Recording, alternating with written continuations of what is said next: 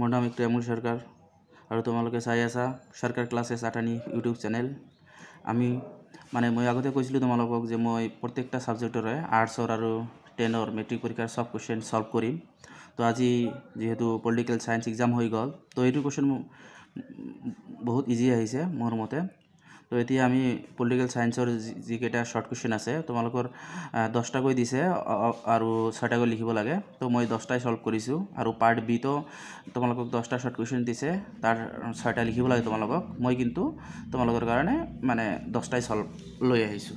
তো এতিয়া কথা হৈছে যে তোমালোকৰ প্ৰথম কুৱেশ্চনটো আহিছে when India did economic reforms, ভাৰতে অৰ্থনৈতিক সংস্কাৰ কোন চনত কৰিছিল? সেইটো 1991 চনত।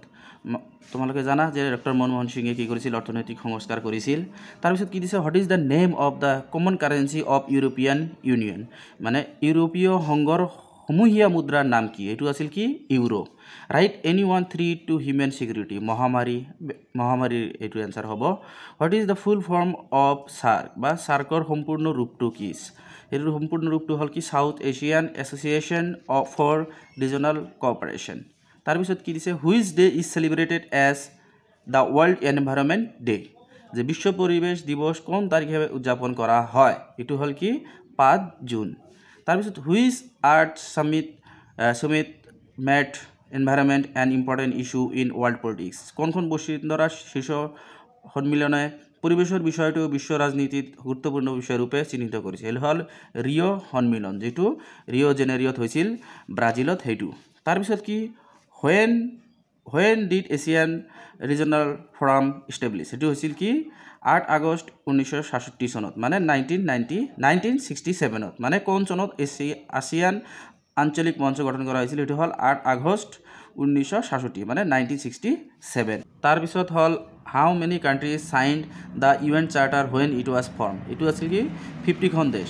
গঠনৰ সময়ত ৰাষ্ট্ৰসংঘৰ চনত কিমানজন ৰাষ্ট্ৰই চহী কৰিছিল? সেইটো হ'ল 50 জন। When was the United Nation organization UNO' establish, কেতিয়া ৰাষ্ট্ৰসংঘ কেতিয়া প্ৰতিষ্ঠিত হৈছিল? 24 October 1945। China adopted an open door policy, right yes or no'? Yes. চীনে মুক্ত দুৱাৰ নীতি গ্ৰহণ কৰিছিল, হয় অথবা নহয়? এইটো কি হ'ব? হয় হ'ব। এতিয়া কথা হ'ল যে আমি ডিছকাছ কৰিম এতিয়া পাৰ্ট বিৰ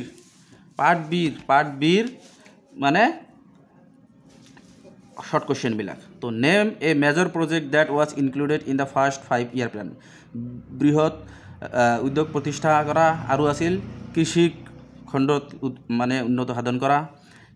এইটো তোমালোকে লিখিবা, বৃহৎ উদ্যোগ প্ৰতিষ্ঠা। In which era of coalition government started in centre? 24 March 1997, যেতিয়া মৰাৰজী দেশাই কি হৈছিল? প্ৰধানমন্ত্ৰী হৈছিল। যেতিয়া মৰ্চাৰ চৰকাৰ ভাৰতত প্ৰথম হৈছিল তেতিয়া কি হৈছিল? এইটো ষ্টাৰ্ট হৈছিল। At present which institution has replaced the planning commission of India? সেইটো হ'ল কি? NITI Aayog. Which party led national democratic alliance? সেইটো BJP. Under which government Mandal commission was adopted? এইটো হ'ল মৰাৰজী দেশাই। মৰাৰজী দেশাই যেতিয়া চৰকাৰত আছিল তেতিয়া তেওঁলোকে কি কৰিছিল? মণ্ডল কংগ্ৰেছ আয়োগ কি কৰিছিল? মণ্ডল আয়োগ গঠন কৰিছিল।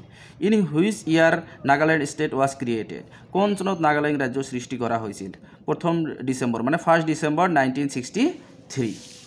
তাৰপিছত হ'ল যে Simla agreement was sign between India and Pakistan, Simla চুক্তি স্বাক্ষৰিত হৈছিল কাৰ মাজত? ভাৰত আৰু পাকিস্তানৰ মাজত।